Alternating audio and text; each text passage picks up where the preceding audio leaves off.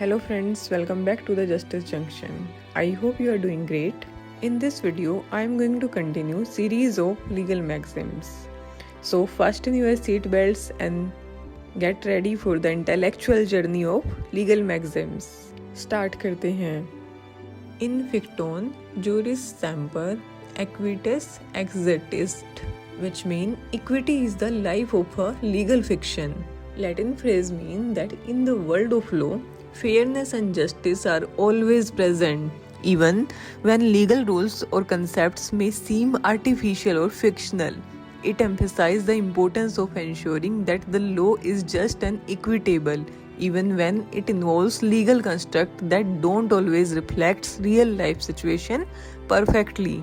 इस वाक्यांश का अर्थ है कि कानून की दुनिया में निष्पक्षता और न्याय हमेशा मौजूद होते हैं, भले ही कानूनी नियम और अवधारणाएं कृत्रिम या काल्पनिक लगती हैं। यह सुनिश्चित करने के महत्व पर जोर देता है कि कानूनी उचित और न्याय संगत है, भले ही इसमें कानूनी संरचनाएं शामिल हों जो हमेशा वास्तविक जीवन की स्थितियों को पूरी तरह से प्रतिबिंबित नहीं करती। अब हम बात करेंगे अगली मैक्सिम की। In jure non remota causa sed proxima spectator, that is, in law the immediate, not the remote, cause of any event is regarded. In simple terms, Latin phrase means that in the eyes of law we focus on the immediate cause of an event, not the distant or remote factors. It emphasizes the importance of considering the most direct reasons for something happening when determining legal outcomes. इसका मतलब है कि कानून की नज़र में हम किसी घटना के तत्काल कारण पर ध्यान केंद्रित करते हैं, ना कि दूर या दूरस्थ कारकों पर। यह कानूनी परिणामों को निर्धारण करते समय किसी घटना के घटित होने के सबसे प्रत्यक्ष कारण पर विचार करने के महत्व पर जोर देता है। अब हम डिस्कस करेंगे अगली मैक्सिम को। Ludicandum est legibus non exemplis, that is, the judgment must be given by the laws, not by the examples.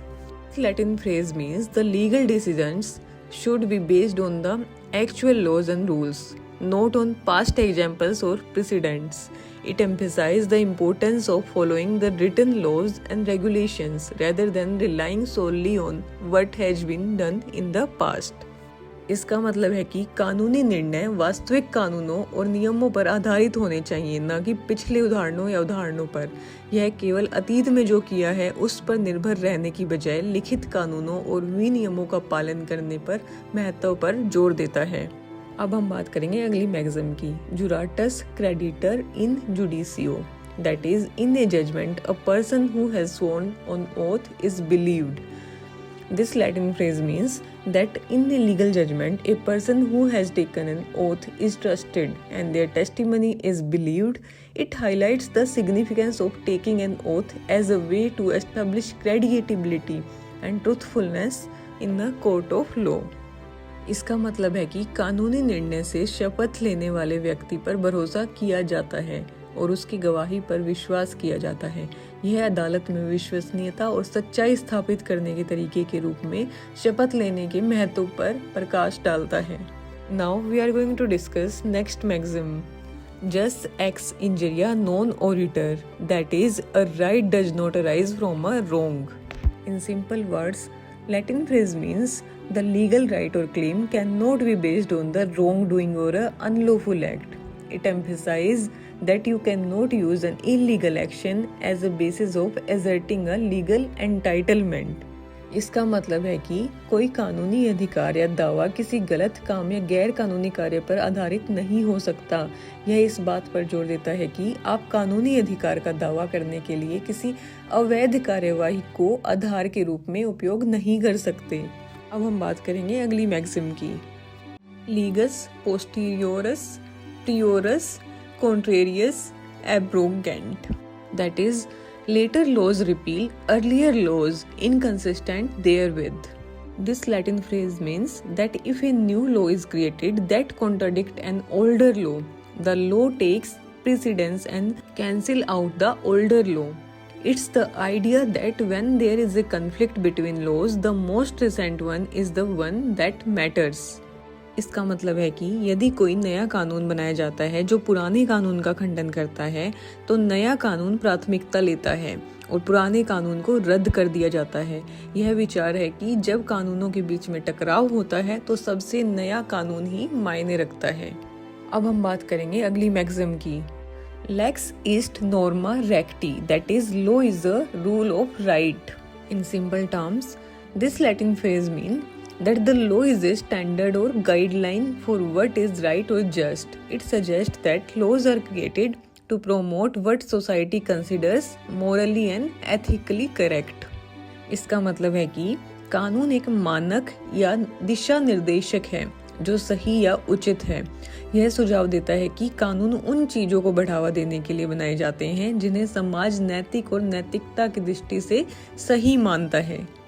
अब हम बात करेंगे अगली मैक्सिम की। लेक्स लोकी कॉन्ट्रैक्टस, that is the law of a place where a contract is made.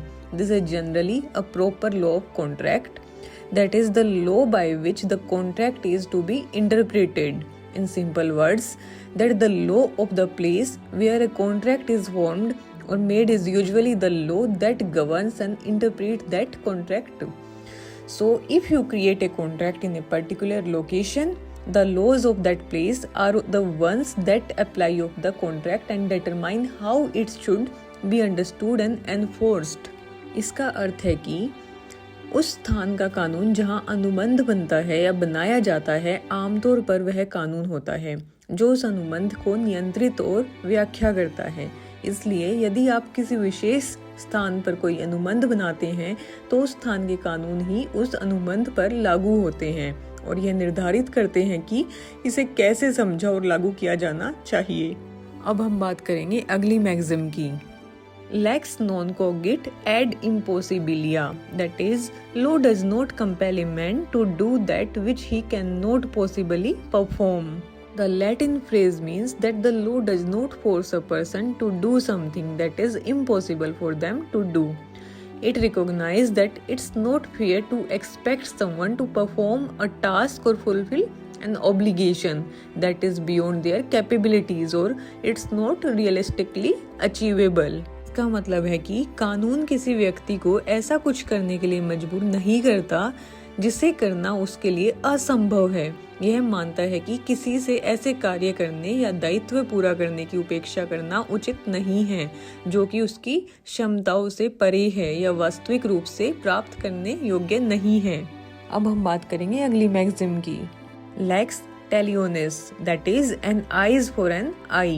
In simple words, it suggests that if someone causes harm to another person, they should receive the same kind of harm in return as a form of punishment or justice. This principle is often associated with the concept of proportional retribution. इसका मतलब है कि आंख के बदले आंख का सिद्धांत यह सुझाव देता है कि यदि कोई किसी अन्य व्यक्ति को नुकसान पहुंचाता है तो उसे सजा या न्याय के रूप में बदले में उसी तरह के नुकसान मिलने चाहिए। यह सिद्धांत अक्सर आनुपातिक प्रतिशोध की अवधारणा से जुड़ा होता है। अब हम डिस्कस करेंगे अगली मैक्सिम। लोंगा पोजेशन जस्ट पैरेट, that is long possession begets a right. Means that if someone has been in possession of something for a long time, it can give them a legal right to that thing. It suggests that long-term possession or use of a property or asset can lead to a legal claim or right to it, based on the principle that if you have had something for a significant period, it's considered yours in the eyes of the law. इसका मतलब है कि अगर किसी के पास लंबे समय से कोई चीज है तो यह उसे उस चीज पर कानूनी अधिकार दे सकता है। यह सुझाव देता है कि किसी संपत्ति या परिसंपत्ति को दीर्घकालिक कब्जा या उपयोग उस पर कानूनी दावा या अधिकार पैदा कर सकता है। इस सिद्धांत के आधार पर यदि आपके पास एक महत्वपूर्ण अवधि के लिए कुछ है तो कानून की नज़र में इसे आपका अपना माना जाता है। अब हम बात करेंगे अगली मैक्सिम की। मैनिफेस्टा प्रोबेशन ऑन इंडिजेंट, that is, things manifest do not require proof. In simple words, that things that are obvious or self-evident don't need to be proven. It suggests that If something is so clear or apparent that there is no need to provide evidence or proof for it because everyone can easily see or understand it. इसका मतलब है कि जो चीजें स्पष्ट या स्पष्ट हैं उन्हें साबित करने की आवश्यकता नहीं है।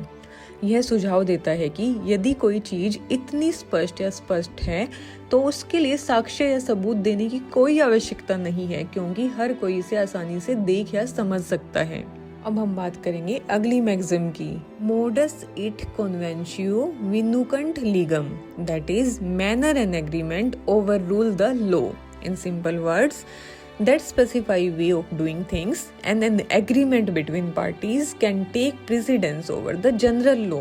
It suggests that if people agree on a particular method or arrangement that goes against the standard legal rules, their agreement can override those rules in their specific situation.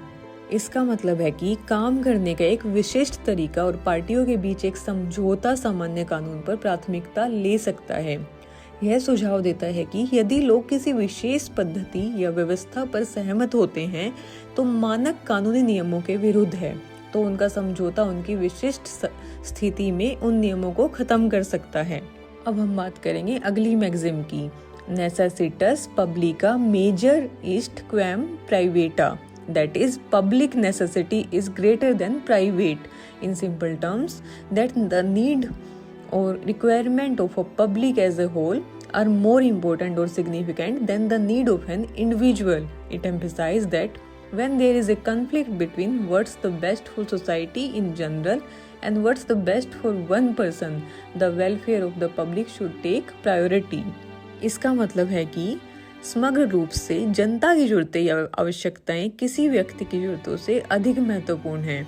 यह इस बात पर जोर देता है कि जब सामान्य रूप से समाज के लिए सबसे अच्छा क्या है और एक व्यक्ति के लिए सबसे अच्छा क्या है के बीच संघर्ष होता है तो जनता के कल्याण को प्राथमिकता दी जानी चाहिए। अब हम बात करेंगे अगली मैक्सिम की। नेमो डेट क्वी नॉन हैबिट, that is no one can pass a better title than what he himself has. In simple words, you cannot transfer or sell something to someone else if you don't actually own it or have the right to do so. It's a legal principle that prevents people from giving or selling something that they don't possess in the first place. इसका मतलब है कि आप किसी चीज को किसी और को हस्तांतरित या बेच नहीं सकते यदि आपके पास वास्तव में इसका स्वामित्व नहीं है या ऐसा करने का अधिकार नहीं है। यह एक कानूनी सिद्धांत है जो लोगों को ऐसी चीज देने या बेचने से रोकता है जो उनके पास नहीं है। That's it for today. Thank you for joining us today to learn about the legal maxims. If you found this video informative, then give me a comment in comment box. Stay informed, stay engaged and stay tuned. Until next time, keep exploring, keep learning and don't forget to like, subscribe and share. Goodbye.